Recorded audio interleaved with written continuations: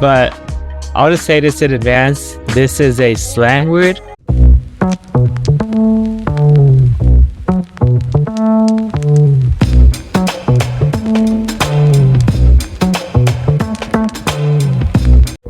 Welcome to another episode of Late Night in Japan, where the three of us with rich overseas experience discuss what Japan life is really like. If you want unfiltered, honest information about Japan, you're in the right place. Without further ado, let's get started.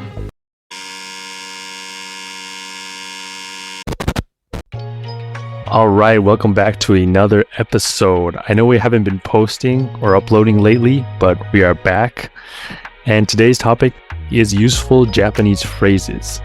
Now, if you're watching this channel, you probably have somewhat interest in Japan, and maybe even some of you are fluent in Japanese. But in today's episode, we're going to try to introduce you guys to some Japanese phrases, phrases you can use in both business scenes as well as more casual scenes.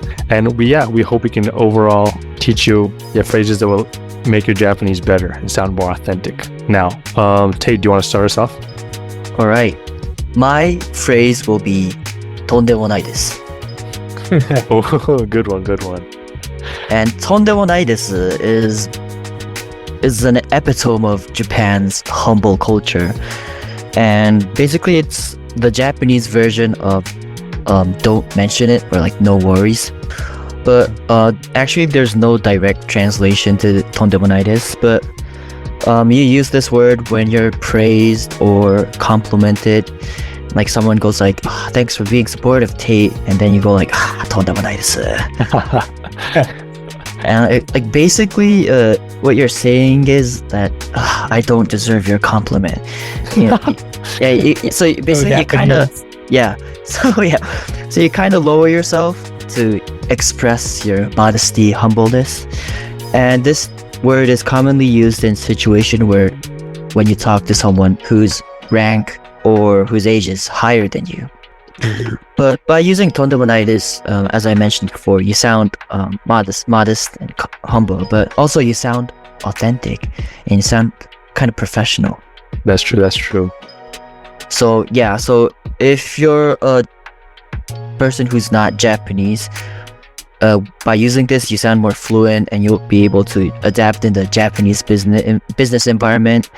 And also any Japanese person will say, "sugoi desu ne," when you say "tondemo nai desu." Yeah, even if they don't say it, they'll think it. Yeah, you hear a lot of sorry, I didn't want to interrupt you, but you hear a lot of foreigners say like the basics, "arigatou gozaimasu" or "sumimasen." But if a Japanese person sees someone saying "tondemo nai desu" that's not Japanese, they'll be like, "Whoa, this person knows Japanese." Yeah, so "tondemo nai desu" is like the key phrase to survive Japanese working culture. And I would like to add on, if you want to take it up a notch, like even I don't say this, but if you could say "kyoshiku desu." You like, oh my God. Someone will like compliment you. He's like, "Oh, kyoshiku desu." Like, it's like another level. But like, even Japanese people, like they don't use it. It's not that frequently used. I've used it probably a handful of times in my lifetime. But most of the time, "tondemo nai desu" will get you through everything. I use "kyoshiku desu" a lot. More than "tondemo nai desu." You do? Yeah. Damn. I use it a lot. Use it a lot at work? What was that? Use it a lot at work? Yeah, at work. Like when I ask somebody to do this, like, "kyoshiku nan desu kedo. Kyoshiku nan desu kedo." Yeah, think about it. I actually used that in a mail the other day. Yeah. You don't sound rude. I guess you don't sound rude, which kind of appeals good to Japanese people. Yeah, that's true. Yeah, so "tondemo nai desu" is my word. That's nice. All right, Steph, wanna follow up on that? Well, not really following up. My word that I'm going to be introducing is "gachi de." Gachi de. I said it twice. I don't know why. But I'll just say this in advance. This is a slang word So don't use this in the business environment, like とんでもないです. Yeah. Outside of business, it's one of the most like versatile Japanese words, and it can make you really sound like a Japanese native. So I just suggest using it.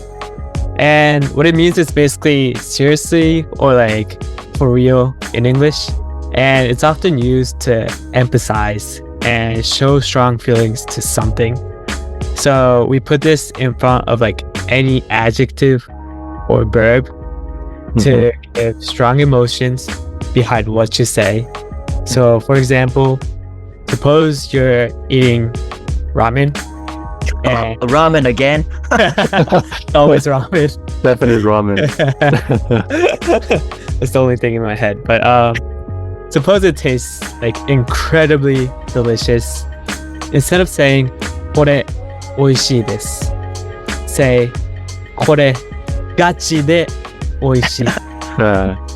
And it just puts more emphasis on how truly good it is and makes you sound like you actually mean it. So take that one step further. Try to use this, try to mix it up before adjectives or nouns, and you'll sound much more like a Japanese native. Yeah. I like to say it's very versatile. You can put it on the beginning of a lot of things, so there's a lot of opportunities to practice. So yeah, I think that's a good way to start practicing. I think the way you say it is important too. Not like gachide, but like gachide. Like, you gotta really put your heart into it. Yeah. Gachide. But also you kind of sound stupid and immature. So just like Steph mentioned, you don't use it in business scenes. Yeah. You gotta code switch. So yeah, I got you to recommend this word. Okay. That was a good one. Gachide. Okay, nice. So we have tondemonitis, we have gachide, and I like to finish off with which is actually not a word. It translates to the English version of So like when you're saying a sentence or saying a phrase and the next word doesn't come out instantly and you're kind of buying time between each word, so you can say that equivalent is そうですね, like stuff along the lines of that. And what I see with a lot of foreigners is they can speak Japanese pretty good. Like they're actually really good at speaking, but they still say between the words, which makes you sound less authentic. So if you can replace that with eto, you're going to sound more and more authentic, and it's going to sound more smooth. You won't sound out of place. So that's my word. I know it's not really a word, but I thought it would something crucial that will help you with your speaking skills. Yeah, but don't use it too much. Oh yeah, it's not a good thing. Try to minimalize it. Exactly. Change your us to e, and sound more Japanese. Because same in English, you don't want to be saying a lot, or like. you want to keep them minimal, but yeah, we're human, so. There are other fillers, right? Besides like Oh yeah. Yeah. And what else? なんだろうな. that's kind of like more older people, I feel like. Oh yeah. そうですね. Well, as well. You don't even have to put the to at the end. So ma. Yeah, so try mixing them up. Don't use eto repetitively. All right. Yeah, so I think I'm going to wrap our episode up right now. So, yeah, we introduced some of our favorite Japanese phrases that we feel would be useful if you're a foreigner trying to learn Japanese or already can speak some Japanese. And yeah, we hope this video was useful. And yeah, I'm curious to hear your guys' favorite Japanese phrases. If you have any, please let us know in the comments, and we'll see you next time. Adios. Hello.